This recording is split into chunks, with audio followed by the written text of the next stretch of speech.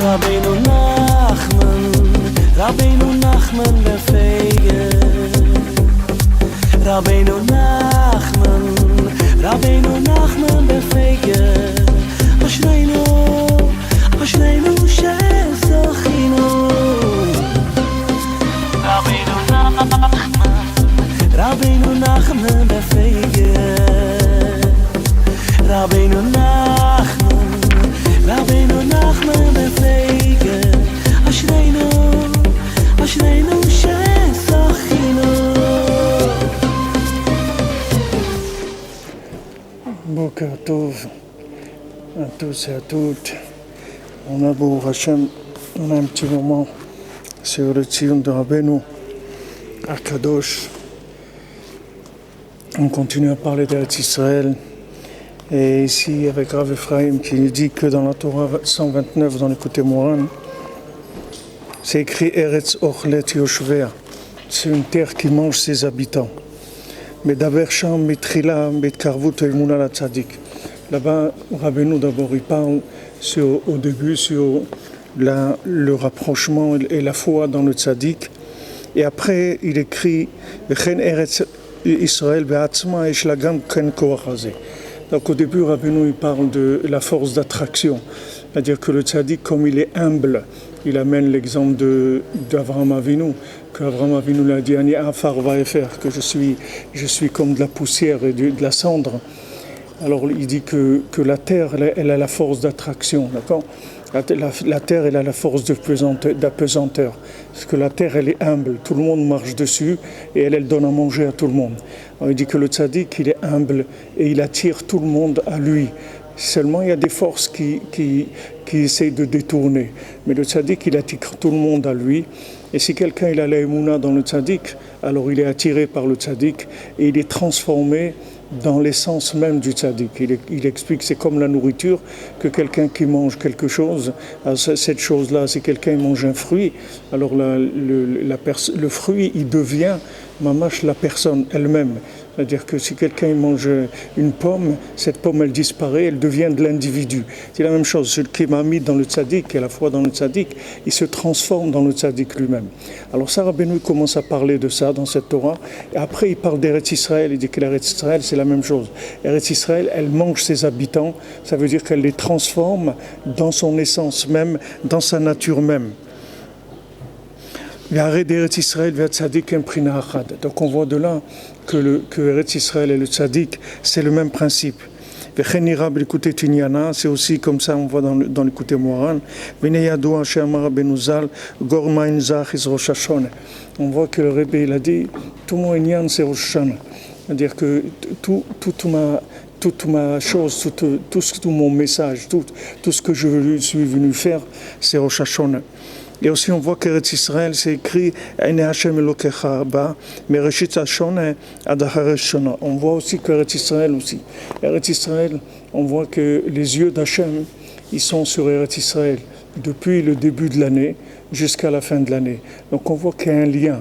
C'est-à-dire que Rabbeinu l'a dit, tout mon sujet, tout ce que je suis venu faire, c'est Rosh Hashanah. Tout mon inyan à moi, c'est Rosh Hashanah. Et on voit qu'Eretz Israël aussi, elle se définit par Rosh Hashanah, que les yeux d'Hachem, ils sont sur Eretz Israël depuis Rosh Hashanah jusqu'à la fin de l'année. Donc on voit qu'il y a un lien entre le Rosh Hashanah de Rabbeinu et Eretz Israël.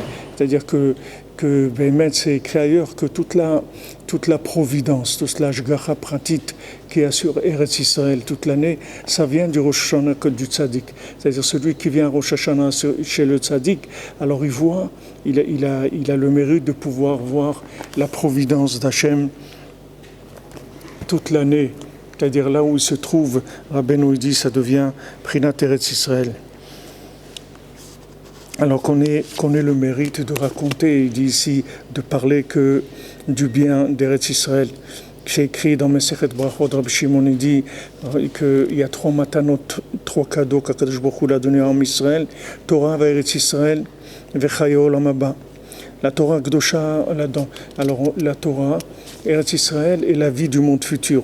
La Torah, tout le monde est ma'amin, et beaucoup ils voient que la Torah elle est bien, que la Torah c'est quelque chose de bien, et que c'est agréable, et que de faire les mitzvot c'est bien pour le corps et l'âme, c'est quelque chose de très bien, et que les fautes c'est quelque chose qui détruit. Ça, tout le monde se rend compte de ça. Et c'est sûr que Eretz Israël aussi c'est un cadeau extraordinaire, comme le monde futur aussi, que on doit avoir la émouna que c'est quelque chose qui nous dépasse et qui est extraordinaire. Mais le Yetzer Hara, il est très grand contre ça. Et il mévalbel l'homme, c'est-à-dire il vient troubler la personne avec beaucoup de troubles, comme ils sont trompés les Meraglim, Rahma Etzlan. C'est-à-dire les Meraglim, c'était des grands rabbanim, des grands tzadikim, et pourtant ils se sont trompés sur Eretz Israël. Il ne faut pas croire que c'est quelque chose de pachout. Si eux se sont trompés, alors nous, qu'est-ce qu'on va dire? Si eux, les Meraglim, ils ont pu parler contre Eretz Israël, qu'est-ce qu'on va dire, nous? On n'a rien à dire. רק על ידי תפילה כידוע, גם ישוע ניצול רק בתפילת משה רבנו עליו השלום. C'est-à-dire qu'on voit que Kalev ben Yefouné, il a été sauvé que par la prière. Kalev ben Yefouné, c'est rien que la prière qui l'a sauvé. Et Yeshua aussi, Moshe Rabbeinu l'a prié pour lui. S'ils n'avaient pas eu la tfila, ils n'auraient pas pu être nitzol, ils n'auraient pas été sauvés de ça. Keita b'divrei Rabbeinu Zal b'siman zayin, keikar emunat tfila nisim urak be'eretz Israël. Comme Rabbeinu dit que le principal de la émouna, de la tfila et des miracles, c'est rien qu'en Eretz Israël. Donc on voit qu'il faut beaucoup prier pour être sauvé de cette clipa-là de Meraglim.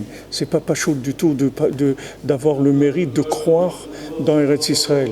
Il y a beaucoup de gens, on voit même aujourd'hui, ils parlent contre Eretz Israël.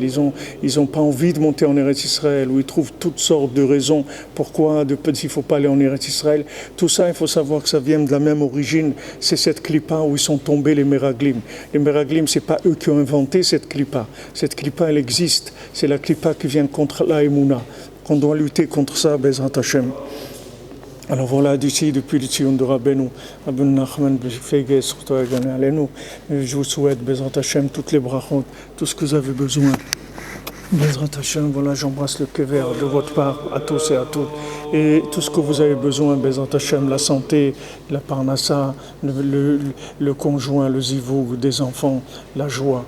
Et bien sûr, Eretz Israël, Ouman Rosh Hashanah. Et toujours remercier Hachem et ne pas se laisser briser. Comme dit Rabbi Nachman, le Yetzer Hara d'aujourd'hui, c'est pas ni les nerfs, ni l'orgueil, ni toutes ces choses-là.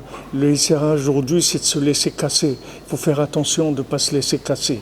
D'aucune raison au monde. Il n'y a rien qui doit nous casser, qui doit casser notre vouloir, notre détermination, Bezrat Hashem. Be'atzlacha, une bonne journée.